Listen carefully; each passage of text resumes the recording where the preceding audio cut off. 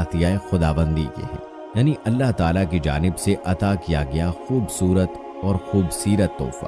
دوستو، کہتے ہیں کہ حضرت آدم علیہ السلام کے بیٹے قابیل نے اپنے بھائی حابیل کو قتل کر دیا، تو اللہ تعالیٰ نے اسے کوے کے ذریعے بھائی کی لاش دفنانے کا طریقہ بتایا، جس پر عمل کرتے ہوئے اس نے لاش دفنا دی۔ قابیل کو اس بات کا خوف تھا کہ والد اس پر غصہ کرے گا، لہٰذا وہ یمن فرار ہو گیا، جہاں اس نے سکونت اختیار کی، اور بعد ازاں اس نے شادیاں بھی کی جن سے اولاد قصیر پیدا ہوئی۔ قابیل نے اپنے والد کے دین حق سے بغاوت کر کے پہلے آتش پرستی شروع کی، پھر شیطان نے اسے پتھر سے بت بنانے کا طریقہ سکھا دیا۔ یوں قابیل اور اس کی اولاد نے ایک اللہ کو چھوڑ کر بت پرستی شروع کر دی۔ جب حضرت آدم علیہ السلام کو بیٹے کے قتل کی خبر ملی تو وہ بہت غمزدہ ہو گئے، کیونکہ حابیل نہایت سعادت مند، فرما بردار، نیک اور شائستہ نوجوان تھا۔ اس کے انہی اوصاف حمیدہ کی بنا پر حضرت آدم علیہ السلام کو امید تھی کہ وہ اللہ کے دین کو آگے بڑھانے میں ان کے معاون و مددگار ثابت ہوں گے۔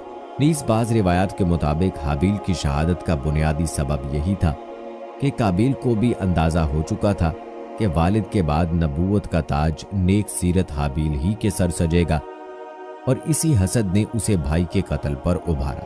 حابیل کے قتل کے بعد حضرت آدم علیہ السلام اور اماں حوا علیہ السلام بہت اداس رہا کرتے اور بیٹے کو یاد کر کے گھنٹوں آنسو بہایا کرتے تھے۔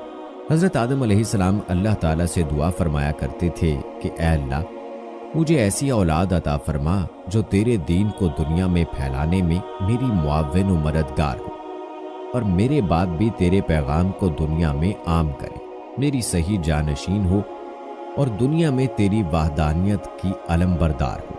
اللہ تعالیٰ نے اپنے پیارے نبی کی دعاؤں کو شرف قبولیت بخشا اور ایک نیک صالح بیٹے کی بشارت سے مطلع فرمایا۔